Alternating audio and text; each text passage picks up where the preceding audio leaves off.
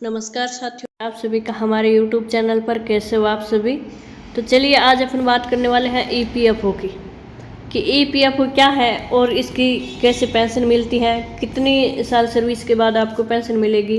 तो अपन बात करते हैं कि हर महीने कितनी पेंशन देगा EPFO। अब 10 साल की सर्विस के बाद कितनी पेंशन मिलेगी आपको, तो अपन इसके बारे में आज डिटेल से बात करते हैं कि आप कैलकुलेट कर सकते हैं EPS 95 के बारे में कि पेंशन कितनी मिलेगी आपको, कि 1000 रुपये कितनी, 3000, 5000 और 7500।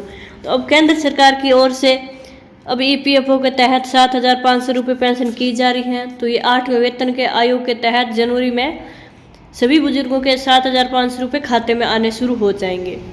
तो इसके बारे में अपन डिटेल से बात करने वाले हैं। इससे पहले आप वीडियो को लाइक शेयर सब्सक्राइब जरूर करें और आगे बढ़ते हैं डिटेल के बारे में बात करने के लिए। तो आप ज़्यादा से ज़्यादा वीडियो को शेयर जरूर करें। अब चलते हैं कि कर्मचारी भविष्य निधि संगठन EPFO की कर्मचारी पेंशन योजना EPS भारत के कामकाजी वर्ग के लिए एक महत्वपूर्ण वित्तीय सुरक्षा योजना है। इसमें नियोक्ता और कर्मचारी दोनों का मासिक वेतन का एक हिस्सा जमा होता है और EPS की सबसे खास बात यह है कि इसमें 10 साल की न्यूनतम सेवा पूरी करने के बाद पेंशन पाने का अधिकार बनता है। इससे सेवानिवृत्ति होने के बाद नियमित मासिक पेंशन मिलती है जो व्यक्ति की आर्थिक सुरक्षा में मदद करती हैं और EPFO पेंशन की गणना और सुरक्षित राशि जानना आपके रिटायरमेंट की योजना बनाने में सहायक होता है। अब अपन बात कर लेते हैं कि इस योजना के तहत 58 साल की उम्र पूरी करने के बाद ही पेंशन प्राप्त की जा सकती है। हालांकि 50 साल की उम्र में भी कम पेंशन के साथ वापस लेने का विकल्प उपलब्ध होता है। अब पेंशन राशि कर्मचारी के अंतिम 5 वर्षों की औसत वेतन और सेवा वर्षों के आधार पर तय होती है। और अपन बात करते हैं EPS के मुख्य नियम, पेंशन की गणना, लाभ और पेंशन की स्थिति कैसे जांचें, यह सब आसान हिंदी में आपको समझाया जाएगा। तो अब देख लेते हैं कि EPS योजना में पेंशन पाने के लिए उम्मीदवार को कम से कम 10 साल का योगदान देना अनिवार्य होता है और इसके बाद कर्मचारी 58 साल की उम्र से पेंशन प्राप्त कर सकता है। और यदि आपने 10 साल से कम सेवा की है तो पेंशन नहीं मिलेगी, लेकिन आप अपना जमा राशि निकाल सकते हैं और पेंशन की गणना में आपकी अंतिम 5 वर्ष की औसत मासिक वेतन, बेसिक प्लस DA और कुल सेवा वर्षों का योगदान रहता है। अब है कि न्यूनतम सेवा अवधि 10 वर्ष है और पेंशन शुरू करने की न्यूनतम आयु 58 वर्ष है।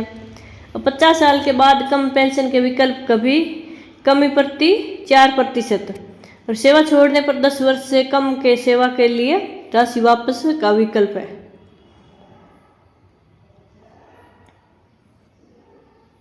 आगे देखते हैं कि EPFO पेंशन कैसे करें, पता है कि EPFO पेंशन आ रही है या कैसे, इसके बारे में जाने। तो देख लेते हैं EPFO पेंशन की स्थिति जानने के लिए EPFO की आधिकारिक वेबसाइट पर पेंशनर पोर्टल पर जाना होता है और इसके लिए आपको अपना यूनिवर्सल अकाउंट नंबर UNO और पेंशन पेमेंट ऑर्डर PPO की नंबर की आवश्यकता होती है।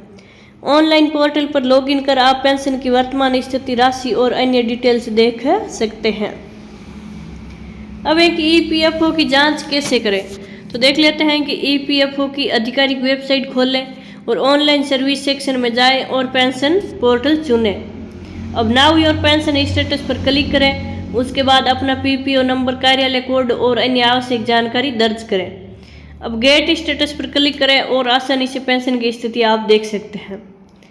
अब है कि कौन पा सकता है पेंशन का लाभ, तो उसके बारे में भी बात कर लेते हैं कि कम से 10 साल EPS योगदान देने वाले कर्मचारी, जिसकी उम्र 58 वर्ष पूरी करने वाले कर्मचारी और 50 वर्ष की उम्र पर भी पेंशन निकाल सकते हैं, लेकिन पेंशन की राशि घटाकर मिलेगी। कर्मचारी के निधन पर विधवा या विधुर और बच्चों को मिलने वाली पेंशन।